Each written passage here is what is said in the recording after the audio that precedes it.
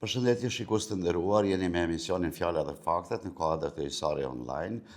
Sot kemi një intervistë më të veçantë me një kandidate e cila ka jo vetëm reputacion në kuptimin profesional, por dhe ato politik. Ajo është Albena Reshitaj, e cila vjen nga Lidhja Demokratike e Kosovës në zgjedhjet parlamentare, të cilat do të marrin me 7 qershor. Albena Reshitaj është një kandidate e njohur për opinionin tonë, qoftë në sferën politike apo edhe profesionale. Aja ka qenë 4 legislatura zgjedhur deputete në Parlamentin e Kosovës dhe garon për legislaturën e 5. Është profesoresh në Universitetin e Prishtinës, në Fakultetin e Shkencave të Mjekësisë, ndërkohë që ka qenë edhe në pozitat e larta institucionale, duke përfshirë edhe pozitën e ministrës në Ministrinë e Ambientit dhe në Ministrinë e Planifikimit Hapësinor dhe të Ambientit. Zonja Reshitaj ka qenë po ashtu edhe këshilltare e kryeministrit të Republikës Kosovës. Unë dua ti dëshiroj mirë se ardhje në studion tonë, mirë se erdhët zonja Reshitaj, kemi kënaqësinë që ju kemi në studion tonë. Faleminderit shumë për ftesën, profesor Fadel, kënaqësi edhe për mua të jem në një platformë online histori që po tregon dita ditës një profesionalizëm, një përkushtim të jashtëzakonshëm për informacion të qytetarëve, jo vetëm të komunës tonë, por edhe më gjerë. Faleminderit për konsideratat e tuaja për redaksin tonë. Mbani numrin 7 në listën zgjedhore të Lidhjes Demokratike të Kosovës. Zgjedhjet marrin me 7 qershor. Pyetja ime për fillim që ka pak a shumë një karakter relaksues. Po garoni me këtë numër, po cilat do t'jenë 7 arsyet kryesore që do të duhej qytetarët të votojnë juve për deputetën në Parlamentin e Kosovës? Sigurisht se jo 7, por ka më shumë arsye, por me që e ndërlidhet kështu atëherë edhe unë po them, po jep përgjigje për 7 fituese. E para, Lidhja Demokratike e Kosovës garon në këto zgjedhje të 7 qershorit me një listë me emra profesional, me integritet, me kuadro që e bëjnë që kjo listë, do të thonë, të jetë më e mira, më profesionalja, me integritet se gjitha lista tjera të partive që garojnë në zgjedhjet e 7 qershorit. E dyta, lista Lidhjes Demokratike të Kosovës, poshtë që sot është e unifikuar, është edhe përbashkuar, do me thonë, ka bërë bashkë të gjithë të djathët, apo ata që besojnë në qendër, në vizionin e Ibrahim Rugovës, në idenë në frymën rugoviane, dhe kjo normalisht që e bën këtë listë edhe më të veçantë, edhe më shpresdhënëse për këto zgjedhje. Pra, ne po ringjallim frymën rugoviste, po kthejmë shpresën dhe po bashkojmë të gjithë të djathët në Republikën e Kosovës, që konsideroj që është edhe vetmja mënyrë dhe vetmja qasje edhe vetmi drejtim që mund t'i jap Kosovës stabilitet dhe institucione të qëndrueshme. E treta, arsyeja që pse deri tani jam votuar, konsideroj që gjatë gjithë karrierës time politike unë kam ruajtur qëndrimet e mia, bindjet e mia politike dhe kam ruajtur integritetin dhe kam punuar me dinjitet, duke dhënë kontribut në vendet të ndryshme ashtu siç e potencuat, qoftë në ekzekutiv, qoftë në legjislativ. Dhe unë sot dal faqebardh para qytetarëve të Republikës Kosovës për t'i kërkuar besimin për një mandat të ri. Do të vazhdoj me të njëjtën drejtim, me të njëjtën mënyrë dhe me të njëjtën energji dhe vullnet emotiv për të dhënë kontribut për Republikën e Kosovës. Arsyeja tjetër që mendoj që do duhet, do me thonë, që të përkrahem, sigurisht është ajo që të gjithë qytetarët e vendit, të gjithë ata që kanë besuar dhe më kanë përkrahur në vazhdimsi për punën që kam bërë, kanë kuptuar që unë kam dhënë kontribut, vazhdoj të jap kontribut për vendin pa shikuar interesin personal apo ndonjëherë edhe atë partijak. Për mua ka shumë rëndësi që deputeti i Republikës Kosovës, përfaqësuesi i vendit, ta mendoj gjithmonë interesin kombëtar të vendit, të qytetarëve, përmi interesat të tjera që mund të jenë nën të.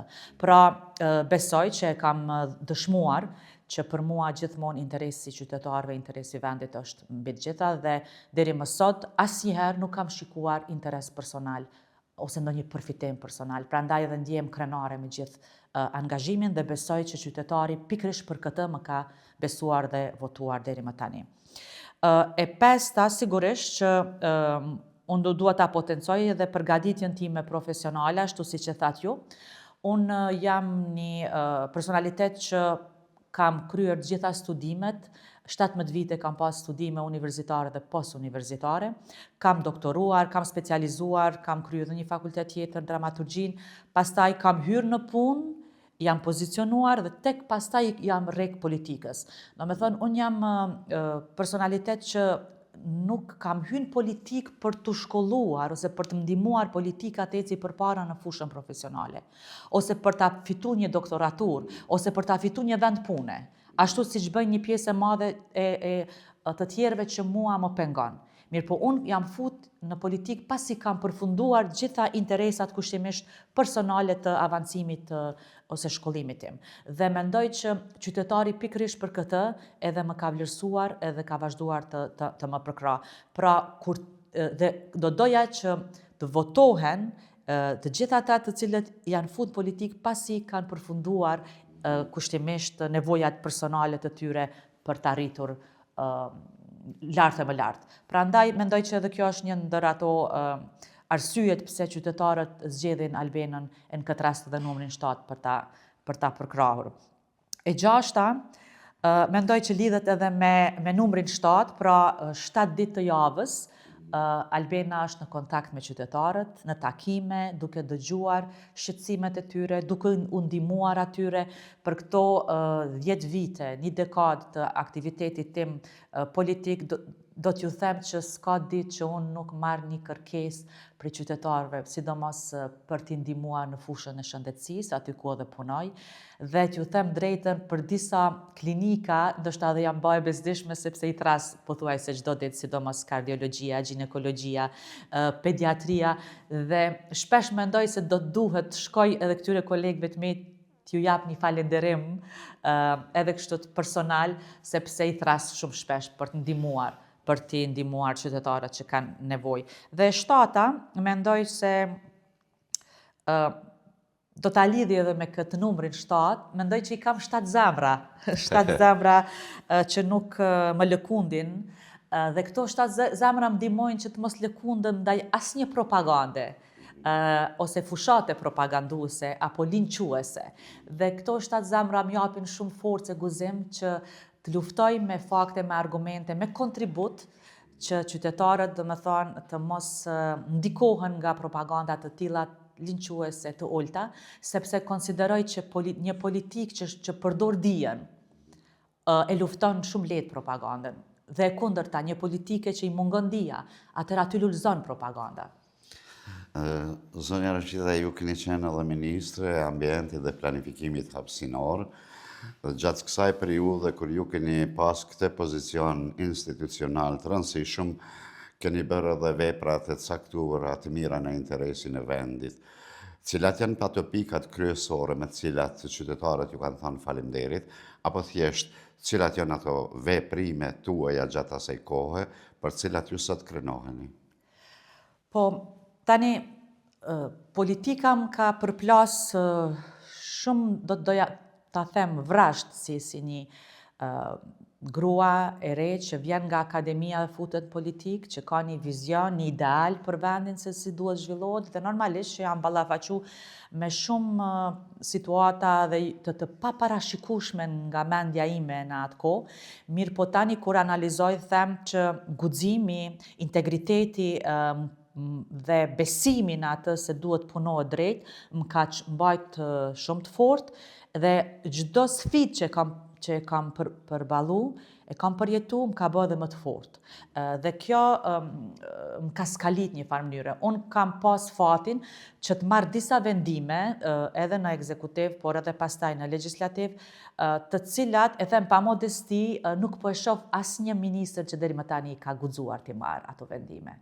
Po të vazhdoja me atë tempo, me atë hap jam e bindun që sot do ta kishim një ajër më të mirë në Republikën e Kosovës, do të kishim një menaxhim më të duhur të mbeturinave në Republikën e Kosovës, do të kishim lumenj më të pastërt, edhe do të kishim trajtim të ujrave të zeza në gjithë Republikën e Kosovës. Për mua, prioritet ka qenë pikërisht mbrojtja e mjedisit në atë fushë, por duke marrë vendime të cilat kanë prekur interesat të grupeve të ndryshme të interesit, të cilët janë të verbuar, që them drejtën, nga ideja e dëshirës për të përfituar edhe në dëm të shëndetit të qytetarëve.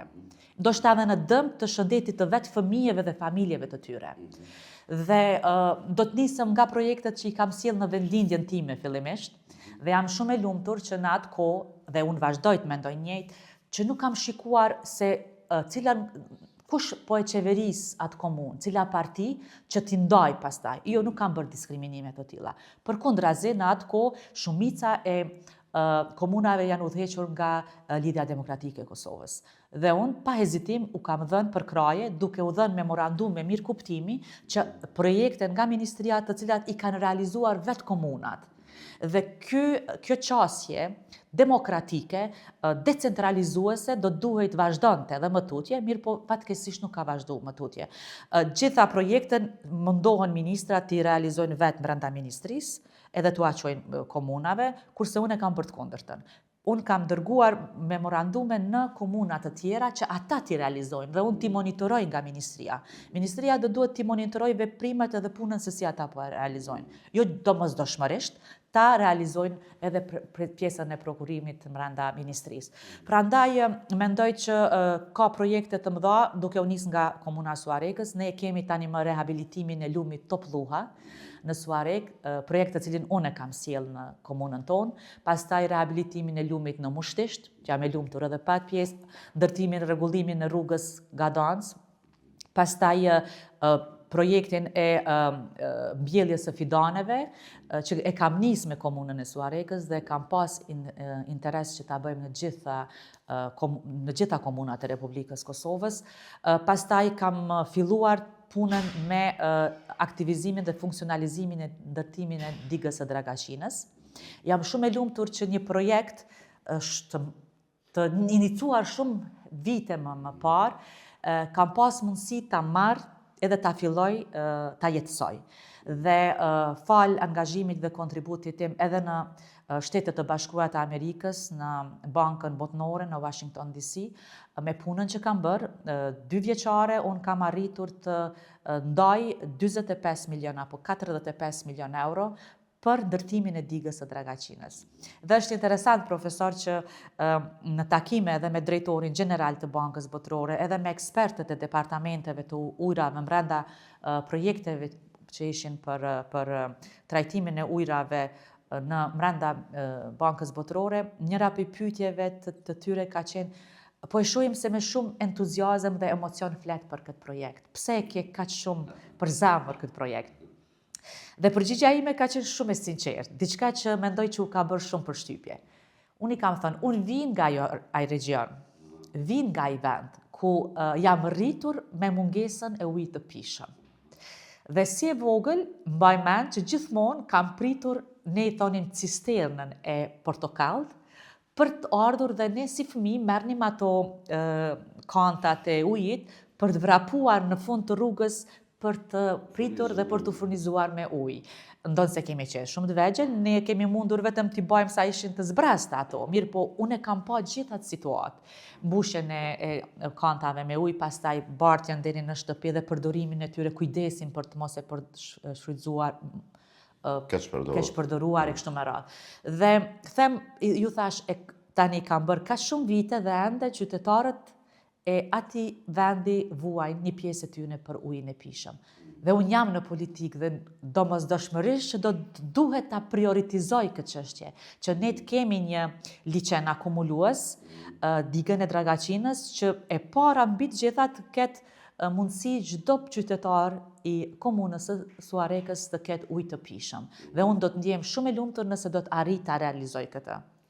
Kjo ishte ajo arsyeja që e pastaj trajtimi i ujrave të zezat për mua ka shumë rëndësi që në Republikën e Kosovës mos të vuajmë nga mos trajtimi i ujrave të zeza, dëmtimi që i bëhet tokës bujqësore, e mbi të gjitha edhe dëmtimi që bëhet edhe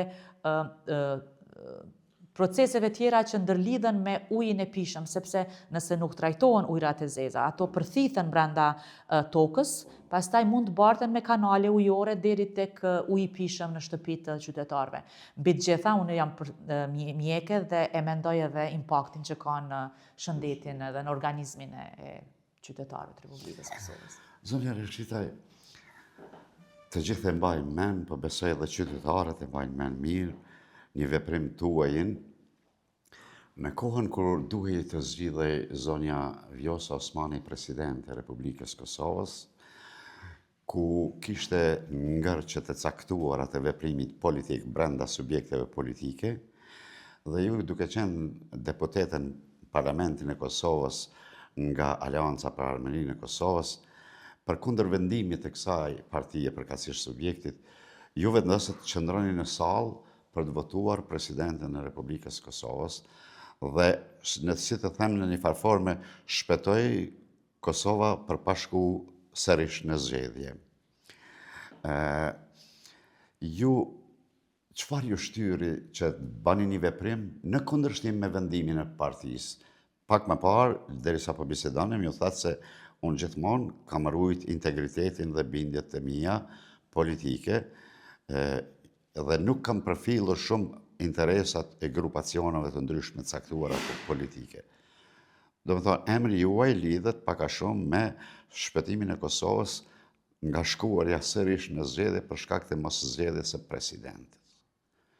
A kujtoni këtë ditë dhe çfarë ndodhi atë ditë? A mund ta bëni publike për opinionin dhe shikuesit tanë këtu? Po, është një nga veprimet që mu më së shumti më bën krenare ndër shumë veprime tjera dhe kontribut që kam dhënë për vendin në sferën politike. Unë e thash shumë e rëndësi që në politikë të futen njerëz me profilet tashmë të përgatitura, të realizuar dhe të kenë mundësi të japin kontribut, sepse ata më së miri mund të japin kontributin pa u servilosur, pa shikuar interesat e ndryshme ose pa e ulur kokën në raste të caktuara edhe kur mendojnë ndryshe. Prandaj unë kam pa që ka qenë shumë e rëndësishme, jo vetëm unë, por gjithë deputetët e Republikës Kosovës ta shtynin përpara zgjedhjen e presidentit apo presidentes, këtë rast Vjosa Osmanit, në kohën kur ne rrezikonim të shkonim sërish në zgjedhje.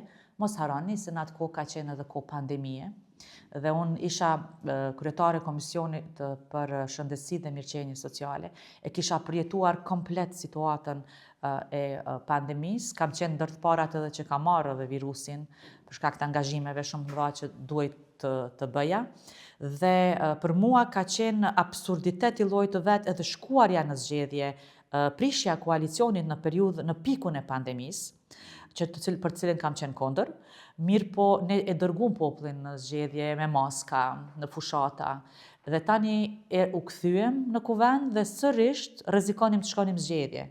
Dhe për mua kjo ishte një paradoks i llojit vet që nuk do të na falte kurrë populli i Kosovës. Nuk do të na falte kurrë ata të cilët kishin sakrifikuar aq shumë për këtë vend.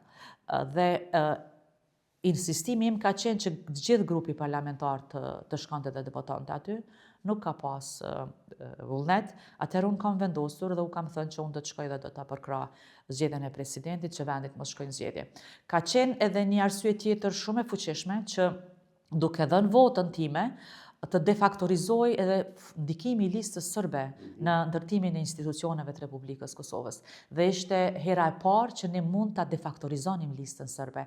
Dhe prej atëherë është krijuar një standard i ri, të cilin nuk e di nëse do ta vazhdojnë ose do ta mbajnë edhe më tutje partitë politike, sidomos partia në pushtet Lëvizja Vetëvendosje, e cila e ka shfrytzuar këtë kauzë, të cilën unë e kam krijuar në atë kohë. Por që tani deri ka fundi kam bindjen që po shndrohet në një kauzë të rrejshme dhe që më ka zhgënjyer jashtëzakonisht shumë. Dhe mendoj që ka qenë një moment shumë i rëndësishëm në politikbërje në vendin tonë dhe unë kam pas mundësinë edhe guximin për ta për ta bërë. Kam votuar për presidentën e Republikës Kosovës dhe që nga ajo ditë unë kam qenë, si që thojmë, nga ana jonë e lequar nga partia dhe kam funksionuar deri në 2025 si deputete e pavarur në kuadër të grupit parlamentar të Aleancës, deri në vitin 2025, domethënë para një viti.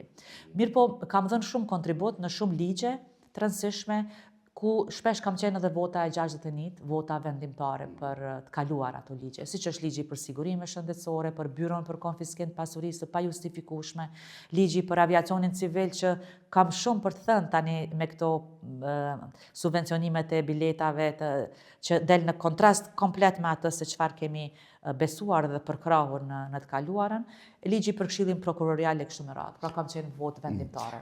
Me ta bërë pikërisht në këtë pyetje të radhës që posa u abera, keni pas konsekuenca politike për këto? Po, gjithsesi unë kam qenë nën kryetare e partisë, pastaj nuk jam thirrë në forumet, në mbledhjet e forumeve të partisë, as në kryesi, as takime, kështu me radhë, dhe normalisht që ka qenë një periudhë edhe jo e lehtë, sepse kam dëgjuar gjithçka që ndonjëherë ka qenë edhe e vështirë edhe të denigruese e tjera. Denigruese, pastaj jo, në fakt shpesh të tjerët ma kanë thënë apo friksohesh kur po kalon rrugës, kur po shkon në shtëpi, natën kur po shkon vetë, sepse kam pas frikë që mund të më ndodhi diçka, domethënë gjatë asaj periudhe. Por mbi të gjitha është pak e çuditshme se si ky vlerësim, kjo punë, ky veprim nuk është vlerësuar shumë edhe nga spektri politik, apo edhe nga media, që them të vërtetën, sepse tani kur po e shoh të kundërtën, po them çfarë po bëjmë, ka po shkojmë edhe ne si institucione, sepse ndoshta edhe nuk është bërë edhe me qëllim, domethënë është lënë kështu si nën hije, sepse nuk kanë dashur që deputet të tjerë pastaj ta kenë motivin për të bërë veprime të tilla. Sepse tani e shoh të kundërtën, kur duan të denigrojnë ose të linçojnë ose të bëjnë propaganda të ulta, domethënë i japin fuqi aq shumë sa që ti ndonjëherë mendon edhe thua, po ku ishin këta njerëz kur unë bëra ato veprime që nuk i bëri një deputet tjetër? Ku ishin këta njerëz? Ku i kishin fjalët edhe veprat këta njerëz? E tani 5 vite pas ju vazhdoni të jeni në mbështetjet e Vjosa Osmanit, ish presidentes, e cila përsëri po garon me Lidhjen Demokratike të Kosovës për të marrë pozicionin e presidentes. Me të po garoni me një kauzë të përbashkët brenda Lidhjes Demokratike të Kosovës, si po pritenin nga qytetarët ky angazhimi juaj në këtë drejtim dhe çfarë pritni prej këtij qytetari në fakt? Tani unë e kam thënë shpesh herë dhe po e përsëris që gabimet politike të disa partive në të kaluarën i kanë dhënë mundësi një partije politike, siç është Lëvizja Vetëvendosje, të ngritet. Jo pse ka qenë ai kontributi tyre ose veprat e tyre edhe si parti opozitare që e kanë bërë qytetarin që t'i votoj ata. Asnjëherë, sepse ju e dini se çfarë vepra dhe me çfarë mënyre ata janë ngritur. Domethënë qytetari i Republikës Kosovës nuk vlerëson qasje në mënyrën e tillë të ngriturit politik. Mirë po, si rezultat i gabimeve dhe dëshpërimit që kanë pas nga mos reformimi disa partive politike në të kaluarën, atëherë kanë parë si shpresë, si mundësi ta provojmë edhe këtë. Kjo domethënë ka qenë filli i ndryshimit dhe i besimit, një lloj shprese domethënë. Dhe ky binomi shpresës që është krijuar në mes të Vjosa Osmanit dhe partneritetit me Lëvizjen Vetëvendosje, sikur i ka dhënë qytetarëve një shpresë që diçka më ndryshe do të bëhet edhe ky vend do të zhvillohet. Pastaj për këto 5 vite ne nuk kemi pa zhvillim, nuk kemi pa projekte kapitale të zhvilluara. Janë 21 miliard euro që ne nuk e dim nga kanë shkuar. Domethënë asnjë projekt kapitali realizuar, as një gjë për ngritjen e cilësisë së jetës së qytetarëve apo ndikimin në mirëqenien e qytetarëve. Shumë fjalë, shumë premtime, shumë ambicie, por jo realizim, jo diçka konkrete. Dhe kjo domethënë më ka bërë edhe mua gjatë asaj periudhe, pra deri në vitin 2025, ku kam punu dhe kam kontribu në një pozicion të opozitës, të shoh që e vetmja shpresë mund të jetë Vjosa Osmani. dhe vizioni i saj që normalisht e ndërtuar brenda lidhjes demokratike të Kosovës. Dhe unë e kam pa këtë bashkimin, rikthimin e saj në lidhjen demokratike të Kosovës dhe kam pa shumë pak shpresa që do të përkrahte më tutje ky koalicion në mes të Partisë Guxo edhe vetëvendosjes për shkak se kam pa një tendencë të asimilimit të kësaj partie në kuadër të lëvizjes vetëvendosje. Thuhej e kundërta që ne kemi një qendër të gjatë në koalicion, mirë po kur nuk ka pas veprim konkret ose mundësi për të dhënë një mendim më ndryshe se sa ajo që mendohej aty. Dhe konsideroj që tani më është një shpresë për qytetarët, për gjithë ata qytetarë që janë të dëshpëruar me mos veprimin dhe mos punën e kësaj qeverie, të gjithë ata që janë duke reflektuar në besimin që i kanë dhënë, sepse sidomos rrugovistët, ata të cilët të zhgënjur dolën në anën e Vjosa Osmanit, tashmë po rikthehen bashkë me Vjosa Osmanin në lidhjen demokratike të Kosovës dhe mendoj dhe jam e bindur që tani veç kemi filluar të bëjmë një ndryshim pozitiv që edhe me këto vendimet e fundit populiste dhe as pak të drejta të cilat janë duke u bërë prej qeverisë, po e iritojnë edhe më shumë qytetarin e Republikës Kosovës, sepse ne jemi popull që kemi vuajtur shumë mirë, po gjithmonë e kemi ruajtur atë dignitetin tonë si popull dhe nuk mund na blej ose përdor deri në atë nivel askush.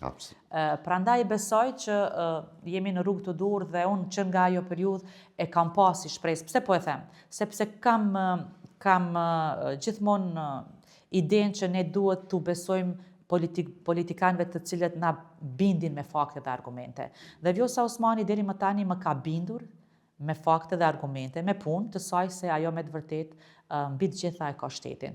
Gjithë angazhimi saj politik në fushën nga pozicioni i presidentës, gjithë ajo punë që është bë kolosale, e saj më ka bërë të kuptoj që ajo është zoja e aftë dhe mund t'jemi bashkë për të vazhdu unë në pjesën e kontributit që mund t'jap në fushat të caktuara dhe ajo në pjesën e saj për të ecur përpara. Dhe mbi të gjitha është me rëndësi vlerësimi, sepse në politikë duhet të vlerësohesh për atë që di ta bësh dhe mund ta bësh. E jo të sulmohesh, e të linçohesh pikërisht për ato që ti di ti bësh. Dhe për te gjithë kësaj është edhe një luftë tjetër gjinore, diskriminim gjinor që unë po e shoh dita ditës që po intensifikohet në vendin tonë që nuk do duhet ndodhi kjo.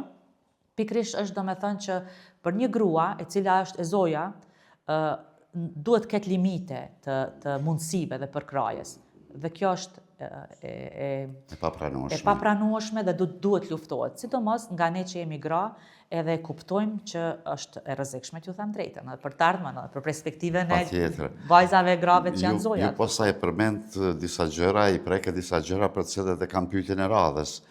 Personalisht edhe ju, ose konkretisht do thosha, si ju keni përgjigjer shumë një falange propagandash, të cilat janë drejtu fillimisht ndaj Vjosa Osmanit, mandej kanë qenë edhe tepër të ulta, por normalisht edhe ndaj jush konkretisht. Si po u përgjigjeni këtyne linçimeve, kësaj propagande, as pak e nivelit civilizues? Të them të drejtën, është e dhëmshme ti shohësh kundërshtarët politik se si janë në gjendje të mos zgjedhin mënyra fare rrugë për të tentuar, për ta dëmtuar një figurë ose një kundërshtar, domethënë ta denigrojnë skajshmërisht. Me të vërtetë është e dhëmshme. Domethënë në çfarë niveli është duke shku fushata zgjedhore në këtë rast, ose të bërit politik. Por kjo për fatin e keq të gjithë ati arsenali, do ta quaj, profilesh të manipuluara në rrjetet sociale që çdo ditë po vjellin vner. Mbi të gjitha fjalit për shembull edhe të ish ministrave në këtë rast që po mundohen të më godasin me manipulime, me propaganda, me linçime, me gjëra të cilat janë ashtë ulta dhe më shumë të them drejtën po i lëndojnë prindrit tanë, se sa ne që tashmë i njohim edhe i dim qëllimet e ulta të tyre. E kam domethënë një përshtypje që nuk mund të arrin qëllimin me këtë mënyrë, sepse qytetarët po irritohen shumë nga këto qasje dhe mënyrat të shfrytzuarit të rrjeteve sociale. Tani më ka mundësi që është investuar shumë, miliona euro thuhet, mendohet që është investuar për të bërë propagandë të tillë, po keq përdoret edhe inteligjenca artificiale, por gjithmonë një personalitet i cili ka ndërtu karrierën e tij profesionale dhe politike me nder, me vlerë dhe gjithmonë ka qenë në rrugën e duhur, të drejtë, nuk ka pse friksohet nga këto linçime, që them vërtetën, mu vetëm më forcojnë, më bëjnë edhe më të fortë. Madje mund të jenë edhe kontraproduktive për ta. Sakt, sepse më bëjnë të kuptoj sa të dobët dhe të ligë janë. Dhe nuk është se qytetari është aq naiv dhe nuk e kupton ulësinë e kësaj propagande. Që prek madje edhe direkt edhe familjet, gjë që s'është edhe në traditën shqiptare. Aq më shumë femrat shqiptare. Populli shqiptar, sidomos ai në Kosovë, ka ditur dhe din ta ruaj figurën e gruas shqiptare.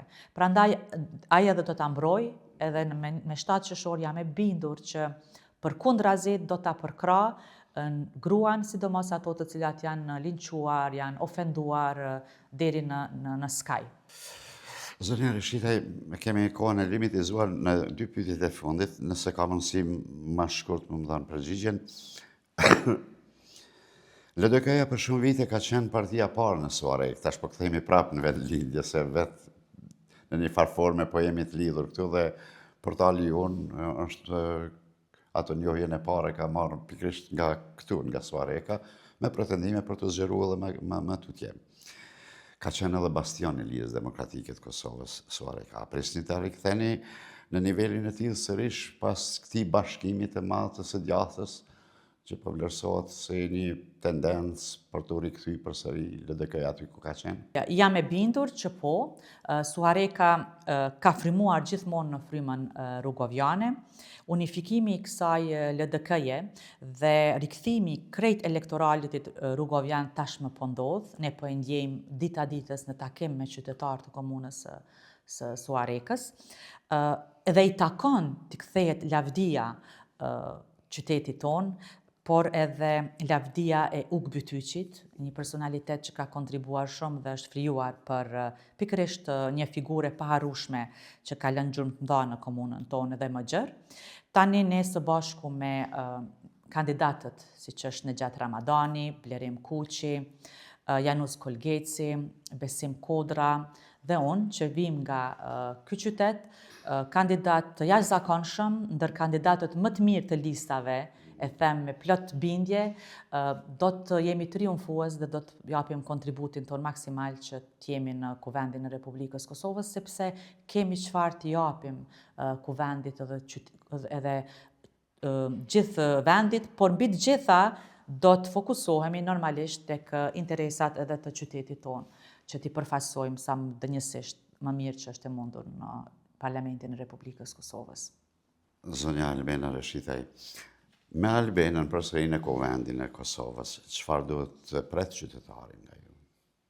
Pak a shumë i thatë gjërat, por si përfundim. Tani gjithmonë, për shembull në Shtetet Bashkuara të Amerikës, kur kandidojnë kongresistët, senatorët kur janë kandidat për të fituar pozicionin, ju shikohet shumë mirë CV-ja, historia atyre familjare, profesionale, kështu me radhë, dhe ka shumë rëndësi ajo. Dhe unë mendoj që vinë nga një familje ndershme, me prindër të cilët më kanë edukuar gjithmonë që të jem në shërbim të tjerëve, duke u nisur nga ideja që jam fëmiu i madh në familje, që gjithmonë është dashur kujdesem për vëllezërit dhe motrën më të vogël. Pastaj jam stërmbesa e një patrioti, një heroi të kombit, siç është Ram Llaca, diçka që më bën të ndihem gjithmonë krenar, por edhe më shumë përgjegjëse, sepse në çdo veprimtimin politik mendoj 2 herë. Një, për atë se si po e bëj të ndihet familjen time me punën time, dhe e dyta, trungun tim familjar. Dhe në çdo veprimtimin, çdo hap që bëj, unë i mendoj të dyjat, sepse duhet të kem përgjegjësi të dyfisht me çdo veprim dhe punë e kontribut që jap për vendin. Unë mendoj që qytetarët do të më përkrahin për atë që kam bërë gjithmonë dhe kanë pritur gjithmonë nga unë. Pra që të jem zëri tyre në kuvend, që të mos heshtin ndaj padrejtësive nga cili do të tabor ndonjëherë që vinë. Unë mendoj që mund t'jap një kontribut shumë të madh edhe brenda vetë Lidhjes Demokratike të Kosovës, sepse për mua ka shumë rëndësi uniteti politik, i gjithë spektrit politik në periudha të caktuara kur është interesi i vendit. Gjithmonë kam arritur që të unifikoj kolegët e mi gjatë punës në rastet edhe kur inatet kanë qenë të ashpra ose emocionet kanë qenë në nivel më të lartë se sa vetdia për të marrë një vendim me kokë të qetë ose me ma pak emocion. Prandaj, besoj që tani është edhe një momentum i rëndësishëm i punës tonë që të mos lejojmë që rinia të na ikë të na dalë jashtë. Është interesante që njerëzit kanë misione të caktuara, profesor Fadel Njet, dhe unë jam bindur me këtë. Para shumë vite kur jam fut politik, kam thënë shpresoj që nuk do të vinë një ditë kur unë do duhet punoj që njerëzit të rinë në Kosovë. Për shkak se stërgjyshi im ka punuar, është sakrifikuar që shqiptarët jetojnë në Kosovë, e të mos ikin në Turqi. Mirë po, ky cikël jetësor, sikur po kthehet sërish në atë pikë, ku unë si stërmbesa e tij do të duhet të punoj shumë, të jap kontribut shumë që sërish popullin ton e pjesën më vitale, rinin, të bëjmë çmas që mos lejojmë të na largohet nga vendi. Prandaj ndoshta edhe është mision fisnik i yni që të punojmë këtë drejtim, që ta bëjmë një shtet më funksional, më të qëndrueshëm, më me perspektivë që sidomos rinia jonë të mos e shoh si mundësi të vetë me largimin nga Kosova. Zotja Albina Rashitri, kemi edhe shumë shka për të folur, por me qenë se kemi kohën e limitizuar të këtij emisioni, bili për shkak të interesit të gjërave të cilat ju vetëm posa i thatë, e kemi te kalu, ju falenderoj në emër të redaksisë sonë dhe ishte kënaqësi që ishit në studion tonë. Faleminderit shumë, më lejo shkurtimisht vetëm të bëj një thirrje për gjithë qytetarët e komunës Suarekës, por dhe më gjë, po sidomos për qytetarët e komunës Suarekës, ta bëjnë ndryshimin e madh kaq shumë të rëndësishëm, të dalin në votime dhe aq më shumë lus të gjitha gratë, vajzat, sepse tani është koha e tyre dhe është nevoja që me votën e tyre ato të tregojnë që mund të jenë të zojat, ndonjëherë dhe më të zojat se burrat, dhe që askush nuk guzon tua thej, tua shkatroj ëndrat e tyre për të arritur maja në profesione, ose për të arritur të jenë më të mirat në institucione të ndryshme. Vetëm pse janë gra, duhet të mos e kenë atë mundësi dhe këtë nuk do ta lejojmë. Prandaj lus të gjitha gratë, të gjitha vajzat e komunës sonë, të gjitha miket, të gjitha motrat që të dalin në votime, ta konsiderojnë një mision shtatqershorin, një mision edhe për to, edhe për të ardhmen e tyre. Prandaj të dalim masivisht në votime, sepse vetëm atëherë mund ta bëjmë ndryshimin dhe të japim një mesazh edhe në qendër, edhe atje lart, sepse ne nuk shantazhohemi, ne nuk keqpërdoremi, ne nuk mund të servilohemi, sepse nuk jemi komunë që jemi serviluar kur, ne jemi punëtor të urtë, mirë po edhe të vendosur, kur e shohim që po devijohet ideologjia, po devijohet fryma rrugovjane, po devijohet shteti dhe ne me votën tonë do të kemi mundësi t'u japim një mësim, nëse moj me qujt, atyre të cilët mendojnë që ne jemi thjesht një grumbull, një tuf njerëzish në shërbim të interesave të caktuara të ndonjë partije politike. Edhe një herë uroj shumë sukseset keni në misionin tuaj, dhe të falemderit shumë që ishit. Falemderit juve, profesor, respekt. Shikues të nderuar, ishim me kandidatën nga Lidhja Demokratike e Kosovës për zgjedhjet e 7 qershorit për deputetën në Parlamentin e Kosovës, zonjën Albina Rashitri. Ju falenderit që na dëgjuat dhe na përsollët.